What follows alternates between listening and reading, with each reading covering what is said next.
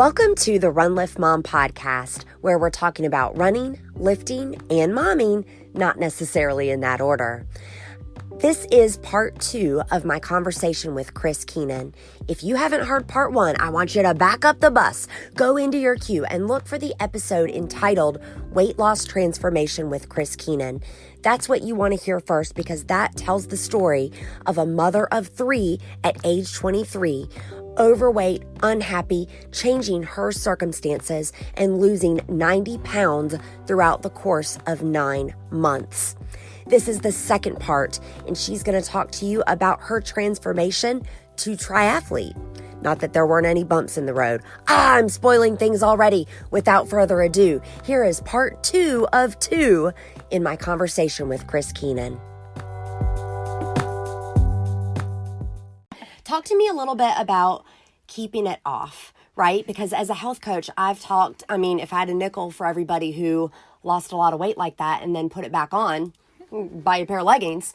Talk to me about keeping it off and having that discipline. Okay, so I was successful at keeping it off for over 10 years, 11 years. I became a certified personal trainer, and I lived and breathed fitness, and that was my life.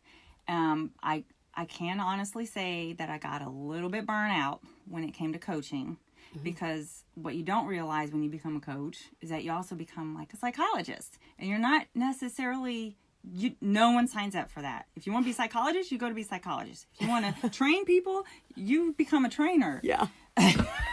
I started, and of course the population I was working with, when I became a trainer, I wanted to work with people who were like me, like athletes and they came to work out. But in reality, I was really working with people who struggled with their weight, who struggled with commitment, because they weren't exactly, contemplation phase can be so long. They can So for those that aren't health professionals, contemplation phase would be when you are kind of pro-conning in your head, am I going to make this behavior change or not? And actually in the health coaching world, they would say, don't even put a contemplation person on a care plan. Yep. And I made, I was just eager to help, and I got stuck in the contemplation, wheel of my clients. They want it, but they don't want it enough. And I got frustrated because I'm results driven. And when I wasn't seeing that my clients were getting results, I got really frustrated with myself. I'm like, well, apparently I'm not doing something right. I'm not good enough. I'm not doing something right. So what am I doing? Then other opportunities too. It wasn't just that. It was other opportunities came across my table, and I literally changed fields and professionally and got into nonprofit and started really getting out into the community, and that's really where I started to see the change personally within myself. Is I started taking a lot of me and giving it to a lot of the community and people and time and doing events and sitting on boards, and then my kids are going in high school and they need me because they don't know it, but because they know everything, but they really do need me. They're acting like they don't want anything to do with you, but they need you. They needed me. Yeah. So and then I literally just over the course of 4 years completely fell off and gained back, almost 40 pounds. Oh. And I got into a rut. Like, I still like to run, but I got burned out on running. I got to the point where I was like, I don't need to train because I can literally sit on the couch and then go run a half marathon and finish in 2.5 hours. I know I can, so what's the point? It's a terrible. Yeah. But life happens. It really happens. And then and I have a friend, and I was depressed.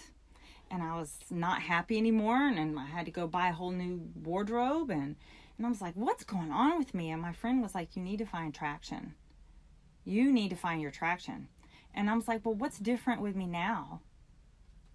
I'm not working out. I'm not exercising. I'm not taking care of myself. I'm too busy taking care of everybody else.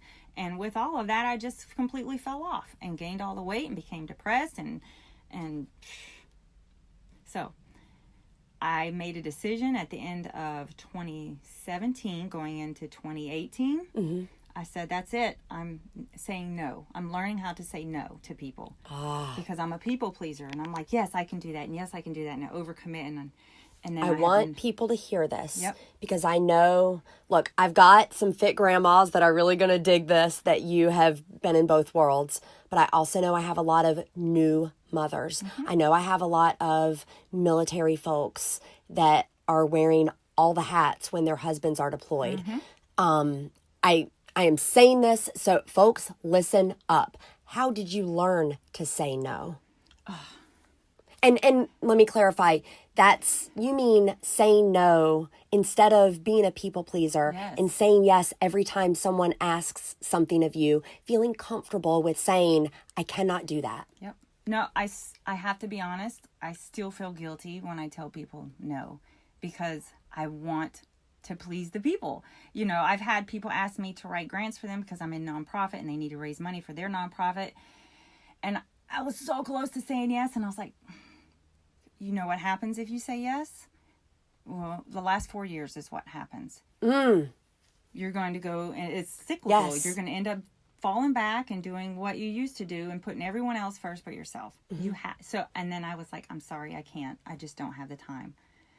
And I could hear the disappointment in their voice, and it crushed my heart because I wanted to help, and I know what they need, and I wanted to be the savior, but you just can't.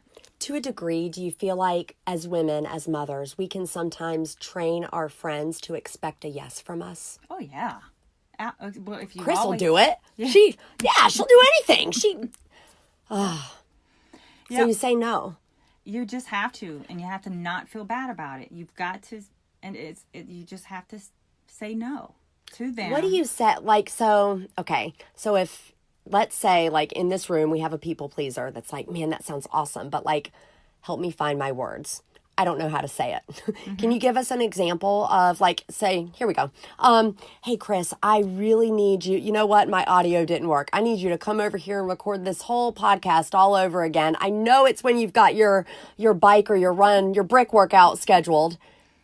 Like, help, give us an example of finding your words on something like that. Well, usually, thankfully, most of the time I can do it over email or something so I can collect my words. But face to face, I mean, honestly, it's like you teach a man how to fish, he'll be able to feed his family for the rest of his life. So you need to start, I like to try to be more resourceful to people. Like, let me teach you how to do it. Let me show you where to go and figure that out versus me doing it for you. And then I'm not coming back to you again and again. Yeah. I like that. Yep. And that's how I've had to do some of this stuff, will you be on our board this year? I just don't have time. I'm sorry. I can't.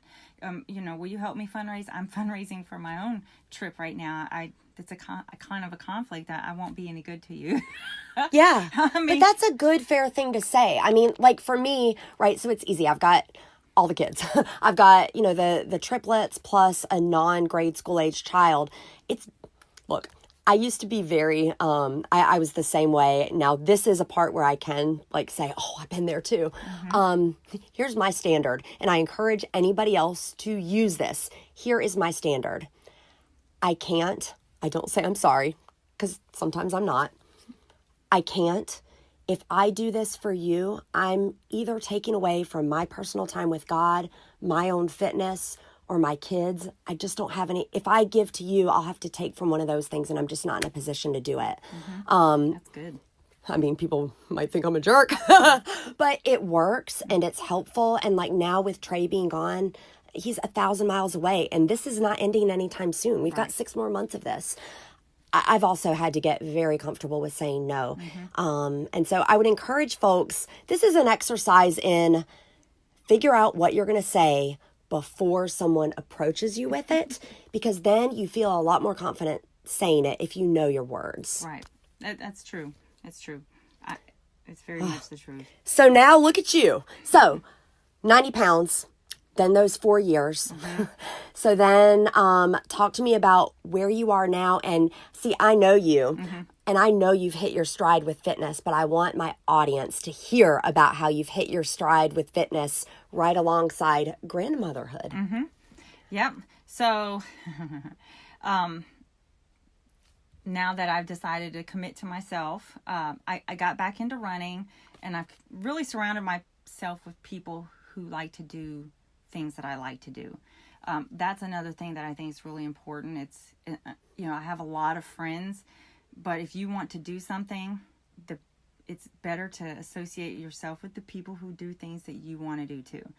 And that has helped me. Like, I love my old friends. I love them, but if I keep hanging out with them, I'm not going to wake up Saturday morning for that long ride.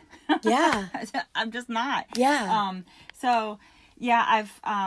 I was talked into doing a relay for the Ironman North Carolina, as the runner. And it's a different experience than a running race. It's like a whole nother level. And so, I thought it was cool. And they were like, now that you've done the relay, you need to do a whole one. No, I'm good. I'm not. I can't do that. I can't do that. I don't know how to swim. I can float, doggy paddle, and I don't have a bike. I can't do that. Well, my friends never gave up on me. They kept pushing and pushing to me to do it, pushing. And so I don't know what happened. My husband was gone too, because we're still active duty. He's always gone too. But one night I was at home alone, and I was like, okay, I'm just going to do it. And I just literally went from 0 to 100. Never did a triathlon before, signed up for a half Ironman. Go big or go home. For those that don't know, tell us the distances in the swim, bike, run for a half Ironman. Wow. So for starters, there are 2 shorter distances. You can dip your toe in the water. So half Ironman consists of a 1.2 mile swim, and it's an open water swim, meaning not in a pool. You're out there against some current and some waves and whatever the weathers. And then a 56-mile bike ride, and then a half marathon, a 13.1 mile run. So signed up for it because I have that tendency, like, if I'm going to commit to something, do it and commit to it, and then figure it out as you go. And that's what I did. Build a parachute on the way down. Yeah, figure it out. So immediately I was like, okay, crap, I have no idea what I'm doing. I need a bike. I don't know anything about swimming. Hold on. Hold the phone. You signed up for a half Ironman and you did not own a bike when you hit submit on that registration. Correct. Alrighty. Yep. So, it's funny because you just meet people and they're like, oh yeah, so-and-so said she was selling a bike. I was like, really? So I hopped on that, and I bought a bike for $100, a used bike for $100. And it's an older bike, and old, like 10 something years old. And it, it's not fast, and it's heavy, and it's, but it's a bike. And, a lot of people are like, you should get regular pedals first. And I'm like, well, if the goal is to do it clipped in, let's just get them clipped. And I don't like to we're just going to go all the way. Of course you don't. Your first trip to the gym, you're like, I'm going to this treadmill for 60 minutes and this is just what's going to happen. Yep. So I got my, I went and spent probably $1,000 at Holly's all in one shot, because we're going to get a trainer. We're going to get a hat. We need bike shorts. I'm like, it was the most expensive idea I ever decided, ever. And a $100 bike, I don't know how I got away with that, because that's almost unheard of. But, and now I need a swimming suit. Oh, I guess I needed access to a pool. Now I need to go join the gym that has a pool. And I have no idea what I'm doing, so I need a coach. So through some of my triathlete friends, I asked around about coaches, and they were like, you know what, your personality would go really good with this guy that I know. And so I just hit him up on Facebook. Never heard of me before, but I'm like, I need a coach, and start asking all kinds of questions because I really need guidance. I have no idea what I'm doing. And he is literally the perfect fit for me. You know, good. Joey. Yeah. He's my coach. Awesome. And awesome. Like I don't wear my sleeve on my shoulder, and he doesn't coach that way.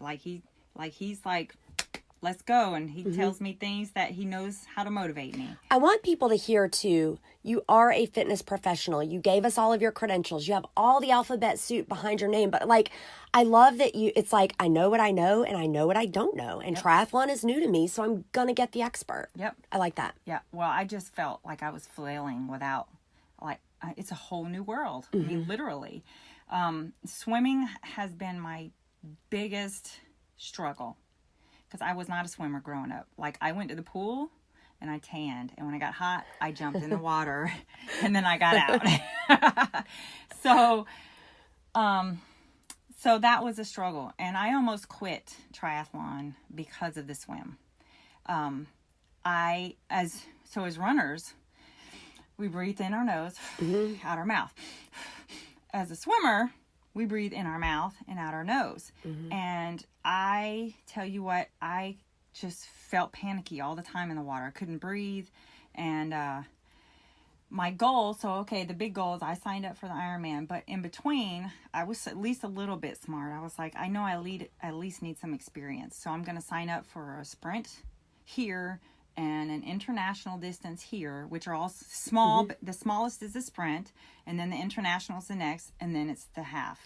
So this would be like a marathoner saying, okay, cool, I'm going to commit to this marathon at the end of the year, but then within my training, I'm going to do a 5K. Got it. Yep. Got it. Absolutely. And I knew I would need that experience, because it's not just you go and you swim and you bike and you run.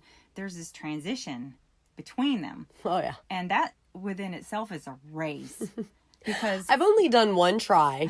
First of all, I practiced in the pool, which is stupid when you have an open water swim. And the first minute, like, somebody kicked off my goggles, and then there I am in this lake. And then I thought I did pretty well on my transitions until one of my friends, who is well versed and a very talented athlete in triathlon, looked at my transition times and said, and I quote, "Would you make a sandwich?"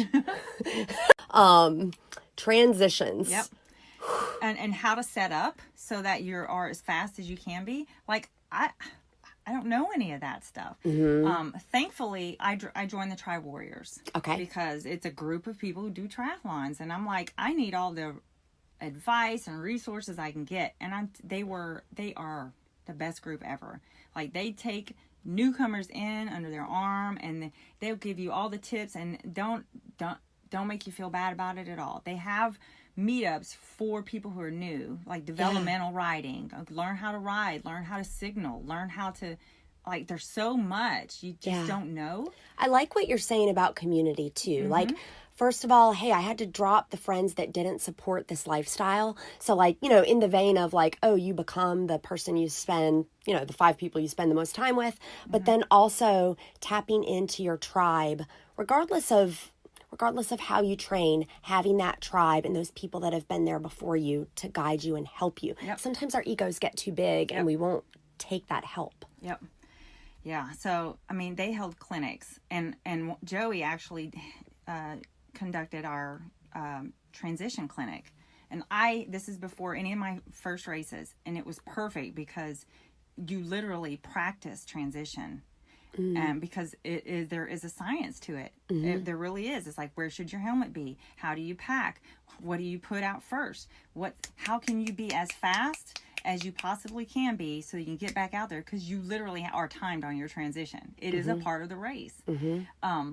So they have open swim clinic. They had all kinds of stuff that really helped. And I tell you what, I've become a fan of YouTube. I literally have learned a lot about swimming from YouTube. Yeah.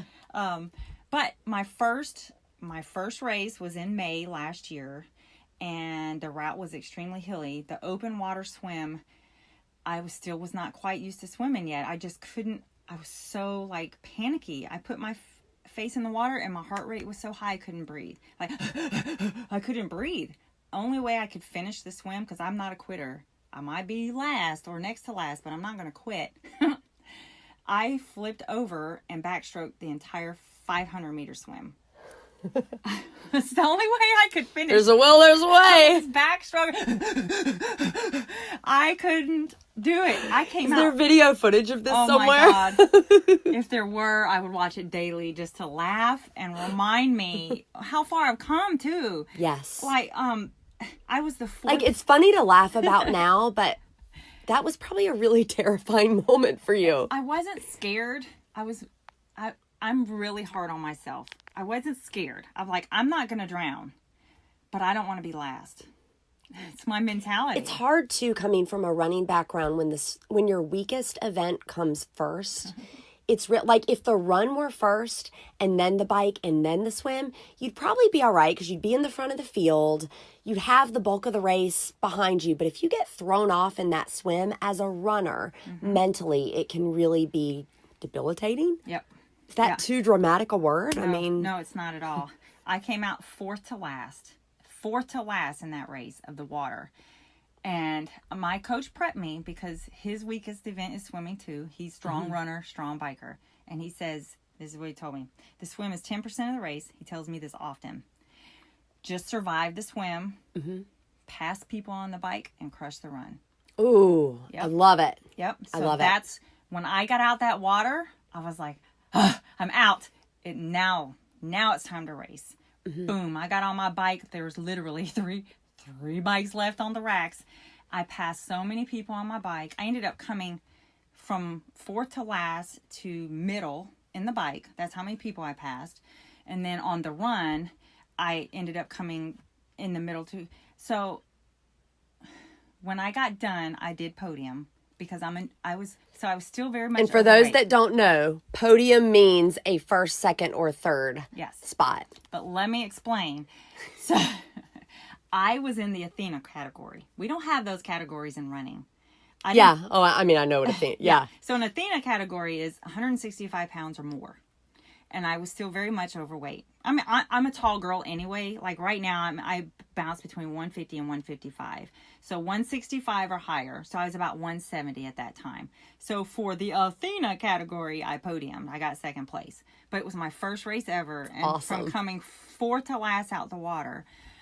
But when I got done, like I left so much of myself out on the street from the bike and the run. Like I almost couldn't catch my breath for hours. It felt like like I was deep breathing.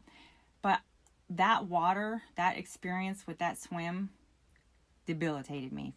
It took me a month to get back into the pool. I almost quit triathlon because I hate sucking at something so bad.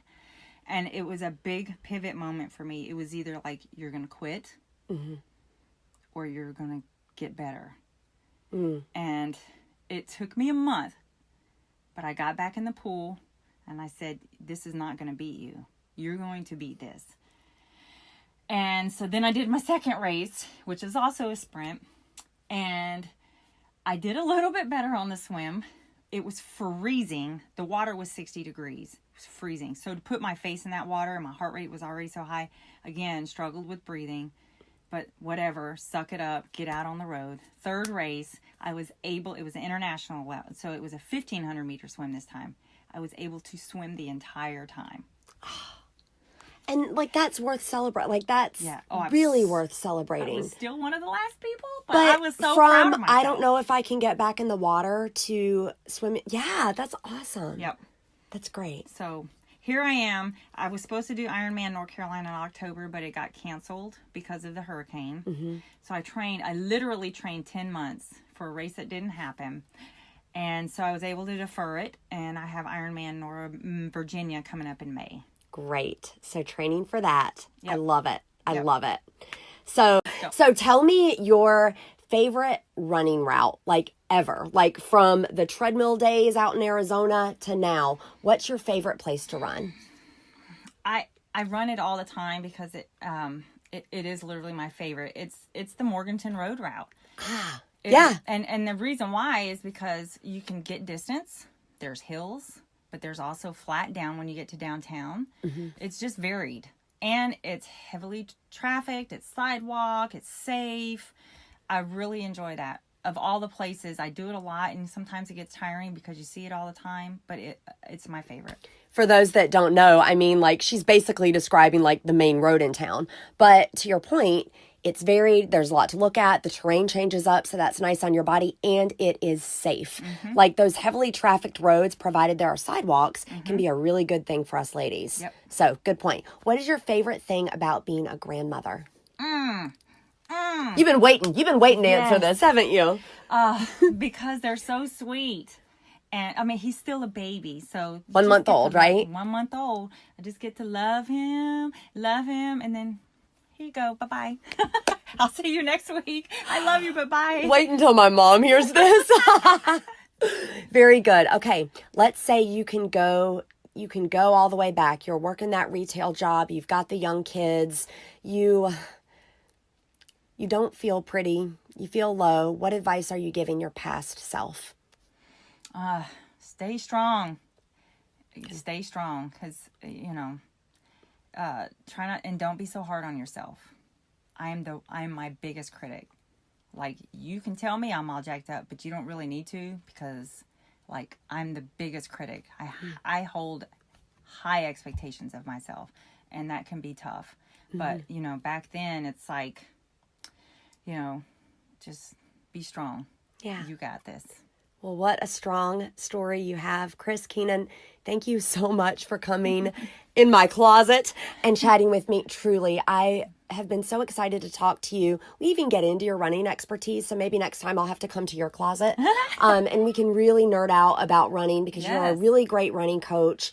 And so I'll make sure that folks have your information so they can chat you up about that. Cool. But this has been a great discussion of transformation through physical fitness and transformation in motherhood to grandmotherhood. Mm-hmm. I love it. I love it.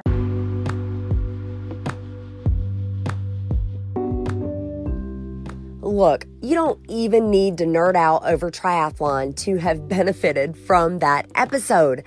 I loved it when Chris talked about, as a people pleaser, the importance of learning how to say no.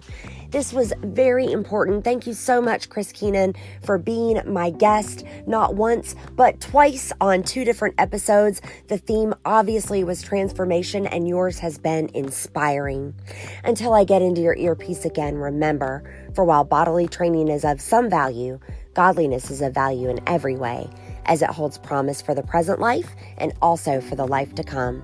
That's from 1 Timothy 4:8, and this has been the Run Lift Mom podcast. Hey, Run Lift Mom listeners, you know I'm the mom of 4 kids under age 5, and therefore I am always looking for ways to work smart, not hard. Anchor is the smartest way to make a podcast. Let me tell you why. First of all, there are creation tools that allow you to record and edit your podcast right from your phone or computer, but Anchor will also distribute your podcast for you, so then it can be heard on places like Spotify, Apple Podcasts, and a whole lot more. You can make money from your podcast with no minimum listenership. It is quite literally everything you need all in one place. And y'all, it's free. So download the free Anchor app or go to anchor.fm to get started.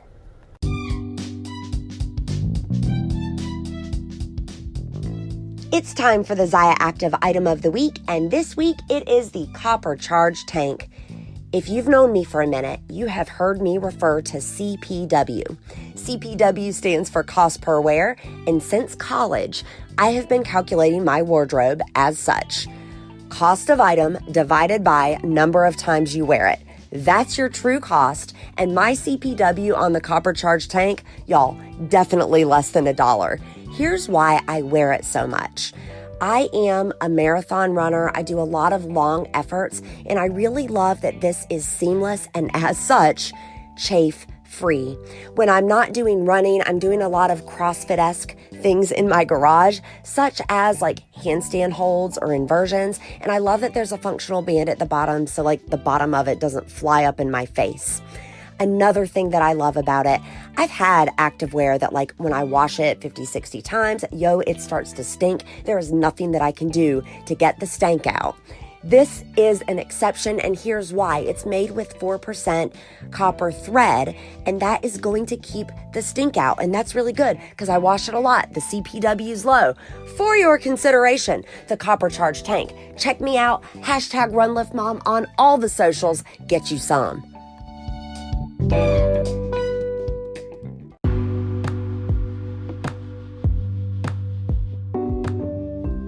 Like what you heard? I am just getting started with the Run Lift Mom podcast, and as a newbie podcaster, it is really helpful for me if you subscribe, rate, and review. And to show you just how much I appreciate that, I'm going to be giving away a Zaya Active item of the week every single week during the month of February. I am calling this my Galentine's celebration, and here's how it works. If you have left a review, you are already in the drawing.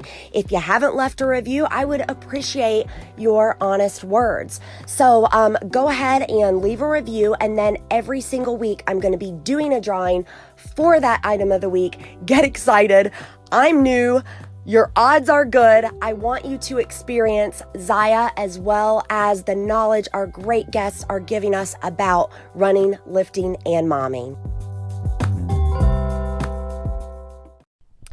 This is my audio test. Am I doing the podcast in the closet or Trey's man cave? The closet has more things hanging up, like clothes to absorb the sound, but the man cave looks so much better for the Facebook live test, audio, Eddie ho!